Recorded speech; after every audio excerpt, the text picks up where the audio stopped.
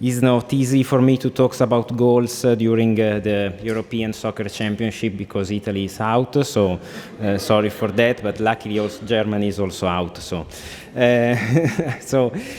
starting from the beginning, what are the goals of our therapy? We know that we have several options, we have several treatment options, and our goal will be to reduce rapidly, as soon as possible, the free light chain concentration and to try to obtain the lowest level of free light chain. Several are the options, and because this is actually the only way to try to obtain the improvement of the organ dysfunction, as far as we don't have anti-amyloid drugs that are still under investigation. So my talk will be something related about starting from the history of what are the goals, and so what is the history of the response criteria for AL amyloidosis. We already have something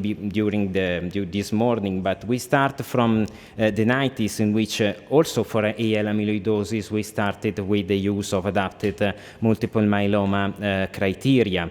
And back in 2005, the experts decided to propose a consensus opinion regarding the diagnosis, and this is still used for the diagnosis and organ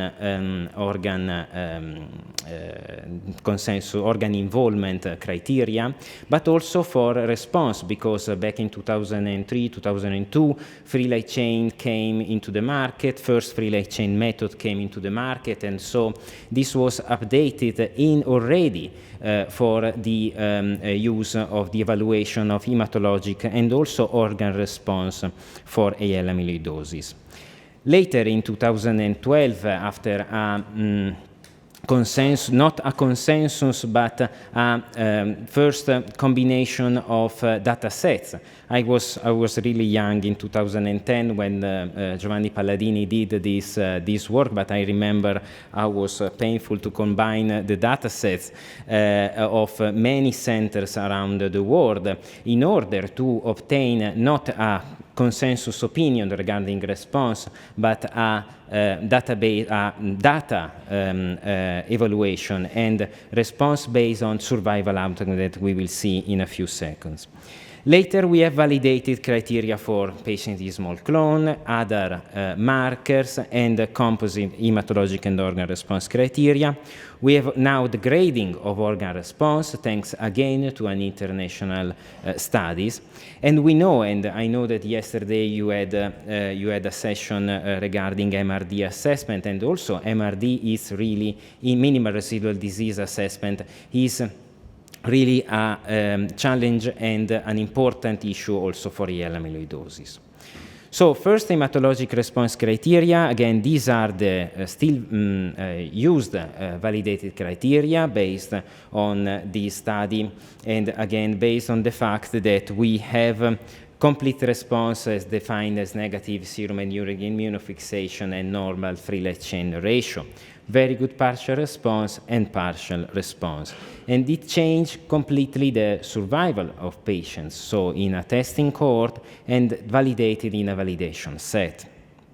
More recently, in 2021, the ISA board, with the authors of the study, they find that also obtaining either a FLC ratio within the reference range or with the involved free light chain concentration greater than involved free light chain concentration, with or without an abnormal free light chain ratio. This is a bit challenging to read, but is important because it appears clear that with more effective drugs that also reduce the free light chain not involved numbers, sometimes the free light chain ratio is not within the normal range in patients with complete response, and this was an important updated definition. For the hematologic response criteria are for patients that are available for response, and those available are those with a DFLC that should be more than 50 because only those can be evaluated for a very good partial response. For the subset of patients with a DFLC between 20 and 50, so a small clone, but that can represent 20% of our patient at diagnosis, so that can be also important for clinical trials but also in the real life. We found in collaboration with the colleagues from Heidelberg that low DFLC response, so obtaining a DFLC reduction below 10 milligram per liter is also a marker of response and can be used as for this patient as a marker of hematologic response. And then in around 2020, several studies came out regarding the possibility to use a kind of update criteria for the evaluation of hematologic response, try to look if we need to combine the evaluation of complete response based on the ISA definition and looking also as obtaining a DFLC response, so a DFLC less than 10 or an IFLC less than 20. And in several studies from the Mayo Group, a couple of studies from the Mayo Group, one study from London, they show that obtaining a profound reduction also of the free light chain is important. And we evaluated our series and also in collaboration with the Boston group, and we found that actually having complete response according to the definition could be the best, probably still the best target.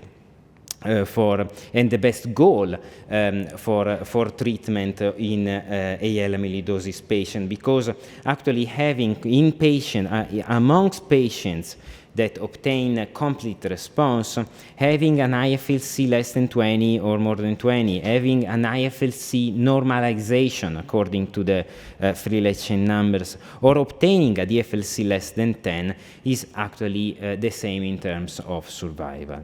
All those studies have one limit that was already mentioned by previous speakers, that are all based on the free light chain method by the binding site assay. There are few studies that were looking the actual VGPR or actual numbers for the Siemens, the N-latex FLC assay, or the Sebia and others. For MRD, you already mentioned this yesterday. There are now several retrospective studies that show that obtaining MRD is probably the new goal, is probably the most important goal, because having a complete MRD negativity is also associated with a significant improvement in terms of organ response. And also the Greek group presented data at the last ISA meeting regarding MRD by next generation flow. Here is the update of our series of now more than 150 patients, and we confirm that patients MRD negative have a more profound organ response, cardiac and renal response. This is significant, and also obviously they have less chance to progress compared to those who are MRD positive. Looking at other methods for the evaluation of MRD, blood mass spectrometry, this is a study from my mentor Angela Dispensieri regarding using mass fix, so the Mayo mass spectrometry evaluation on serum, and also with the use of an ESITOF evaluation of CR, and in all patients the mass also were evaluated with a 6-color flow cytometry. And actually having MS, so mass spectrometry CR, is better than having only CR with the use of the standard method. And those was already presented today also and yesterday, regarding the use of FLC mass spectrometry, that probably should be the next goal of therapy. So not only obtaining complete response, but obtaining free light chain mass spectrometry negativity will be probably the future challenge.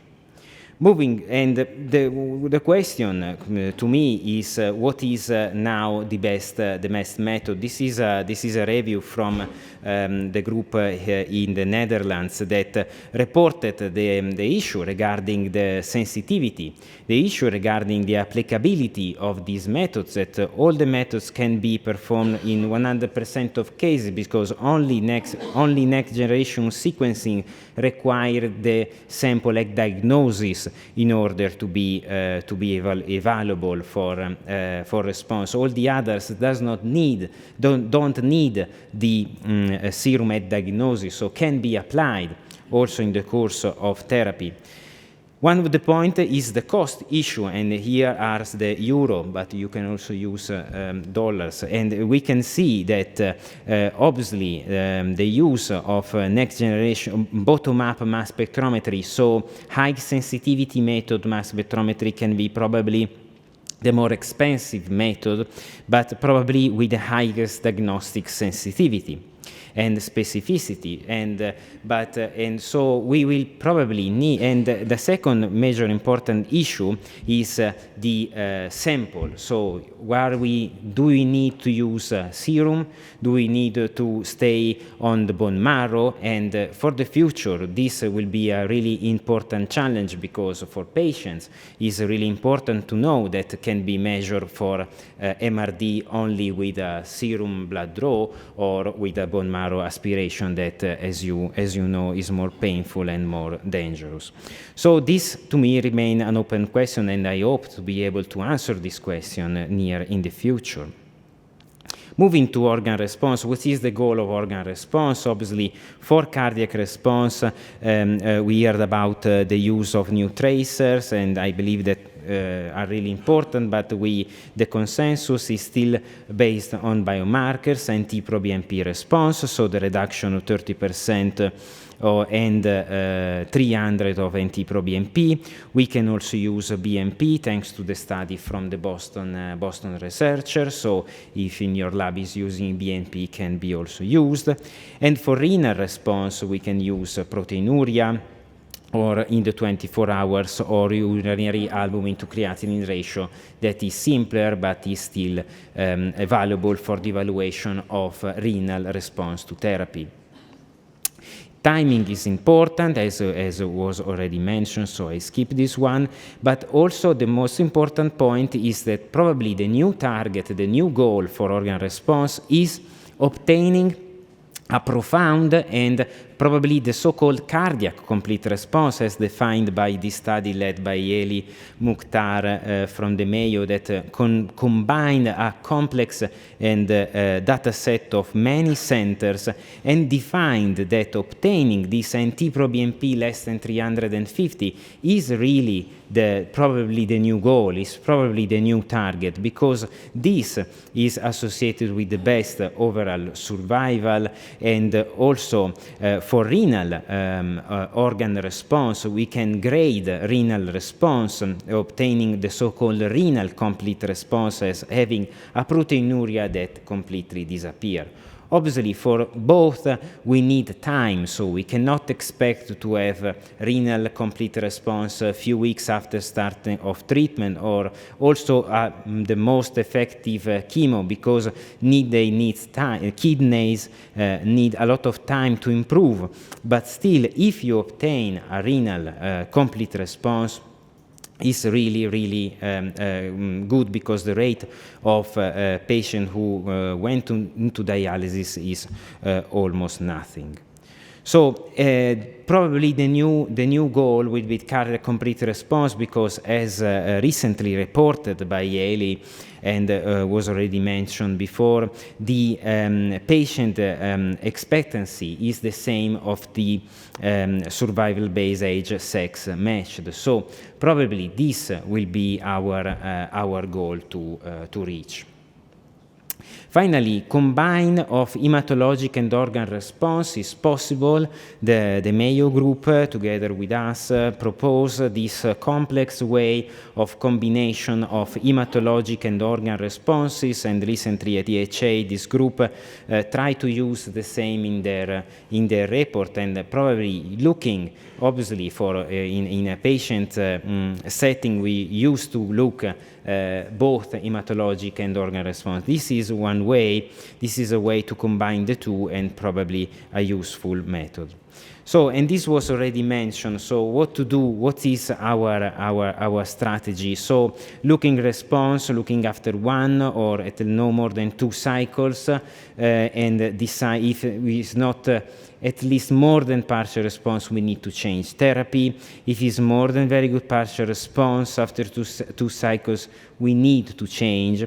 If it's complete response or very good partial response, but no organ response, we probably need to change. We need to change something. We need to try to reach the goal of obtaining also organ response in these patients, and or monitor patient closely, and monitor with what method? With mass spectrometry, with next generation flow, in order to see what is the definition of relapse that is still another open issue. So we have validated hematologic and organ response criteria that can really predict survival, the hematologic response criteria, can really predict survival, also the organ response criteria, not only organ response, but grading of organ response. So really, we can say which are the patients that really have the chance to be alive and to have the same expectancy of the general population. We have new tools for the assessment of hematologic response, but to me remains an open question: which is the best, which is the goal, which is the best way to monitor patients. And we need prospective clinical trials. We need to combine our forces, I think, to define which is the best way, the best method for MRD assessment in our population. And with that, I'd like to thank all my colleagues from Pavia, the Italian Society of Amyloidosis, and all of you for attention.